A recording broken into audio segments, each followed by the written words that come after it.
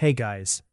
So in today's video, I'm going to show you 2 easy ways to unblock someone on X. So if you've blocked someone before and now want to remove that block, just follow these simple steps.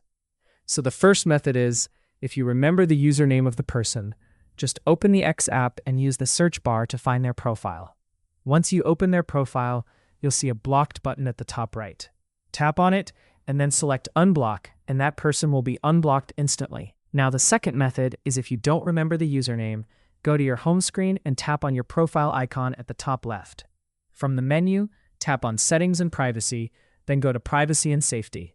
After that, tap on Mute and Block and then select Blocked Accounts. Here you'll see a list of all the accounts you've blocked.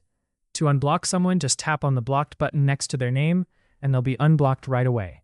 So yeah, those are 2 simple ways to unblock people on X.